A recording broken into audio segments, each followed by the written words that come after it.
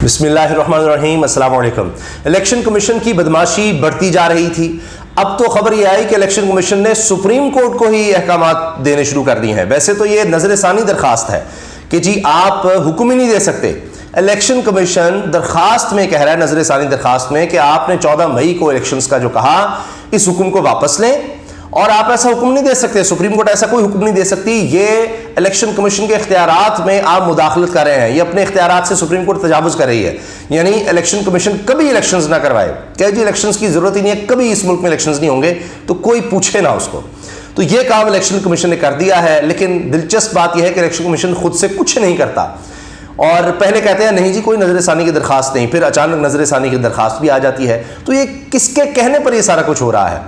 अब तो हाल ये है कि इमरान खान साहब के खिलाफ दरखास्त चली गई है कि जी ये टिकटों की फरोख्त हो रही है, लिहाजा इस पार्टी के खिलाफ, इमरान खान के खिलाफ एक्शन लिया जाए। अब देखते हैं, इस पर हो सकता है बड़ी फुर्ती दिखाए इलेक्शन कमीशन। मगर तहरीक इंसाफ ने भी बड़े फैसले का ऐलान कर दिया है और सुप्रीम जुडिशल काउंसिल में चीफ इलेक्शन कमिश्नर के खिलाफ दरखास्त का कह दिया है। अब ये बहुत बड़ी डेवलपमेंट है। सिर्फ यही नहीं, साथ ही साथ तहरीक इंसाफ ने मुज़ाकरात के हवाले से रिपोर्ट भी दरखास्त की सूरत में सुप्रीम कोर्ट में जमा करवा दी है। अच्छा, अब सुप्रीम जुडिशल काउंसिल वो इदारा है जो किसी भी आला अदलिया, हाई कोर्ट या सुप्रीम कोर्ट के जज को हटा सकता है और इलेक्शन कमिश्नर को हटा सकता है। इसमें जाहिर है कि चीफ जस्टिस का किरदार है, सीनियर जजेस का किरदार है, वो सारे मामलात हैं। तो अब उसके हवाले से फवाद चौधरी ने क्या कहा है वो पूरी डिटेल मेरे पास है, उसके हवाले से मैं आपको बताऊंगा।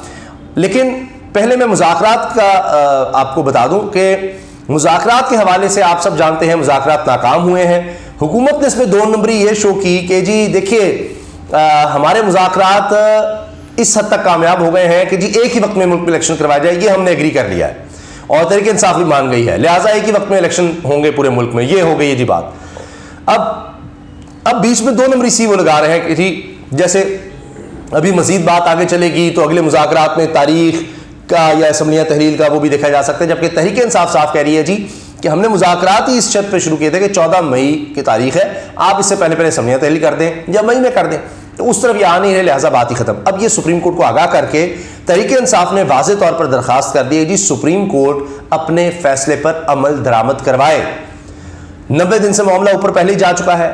अब 14 मई की तारीख दी सुप्रीम कोर्ट ने, उसकी खिलाफ वर्जी हो रही है। नजर आ रहा है कि 14 मई को तो इलेक्शन सुप्रीम कोर्ट ने कह दिया, लेकिन इलेक्शन कमीशन भाग रहा है।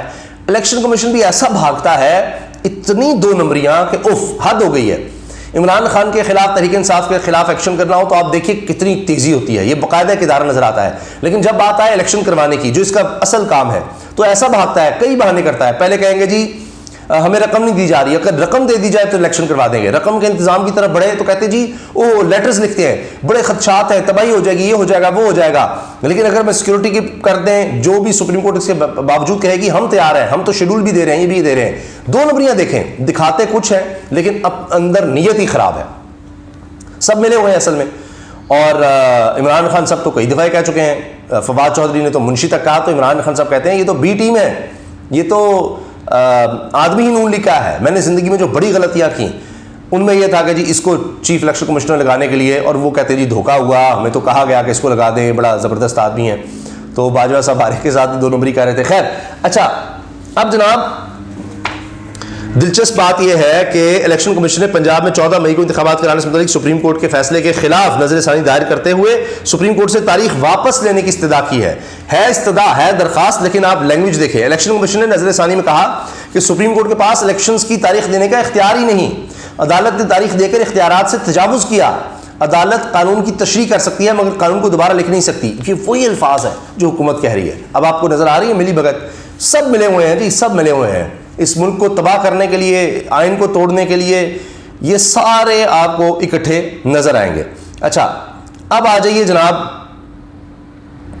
इस मामले पर कि अब तहरीक इंसाफ क्या करने जा रही है।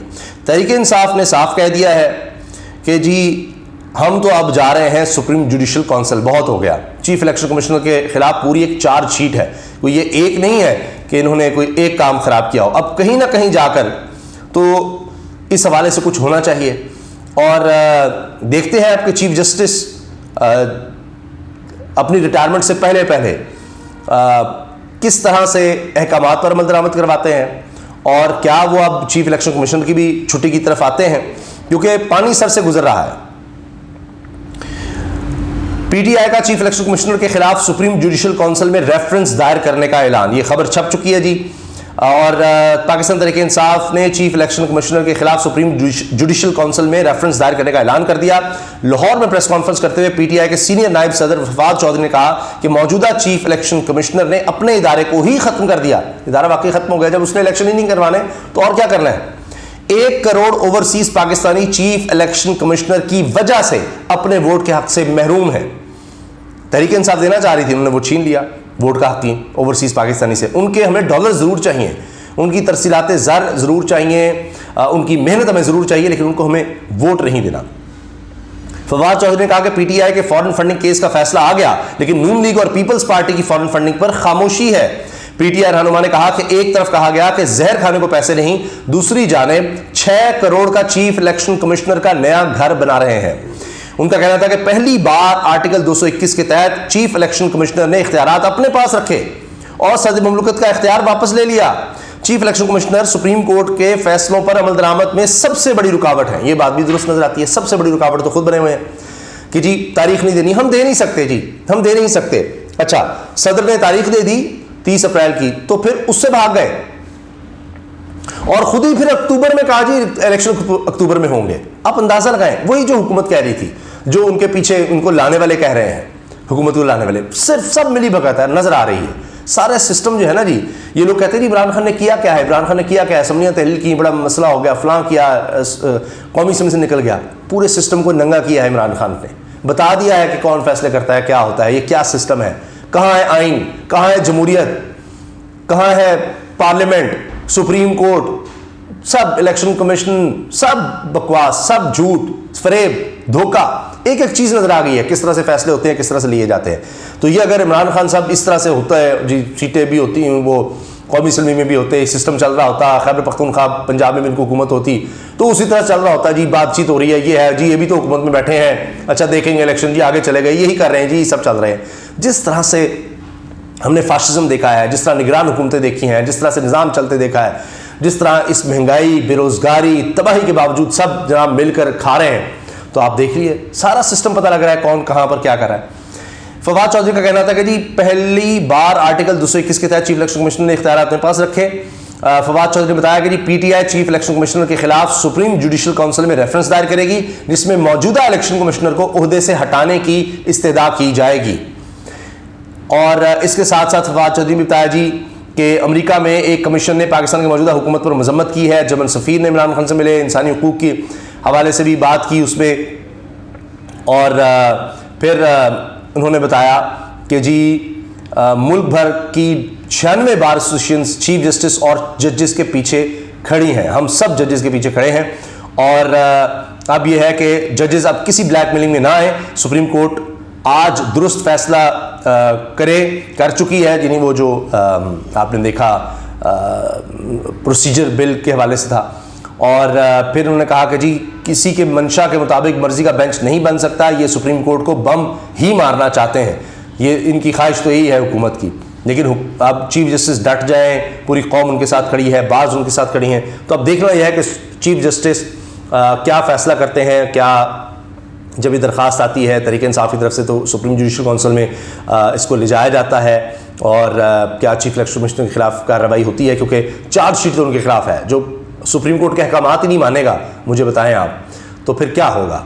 तो यहाँ वाहिद सुप्रीम कोर्ट इदारा रह गया है, और कभी इस तरह से इस लेवल पर हमने हटदर्मी कहें और सुप्रीम कोर्ट के अहकामात को ना मानना, जो भी आप उसको नाम दें, हमने आज तक नहीं देखा, पाकिस्तान की तारीख में नहीं हुआ।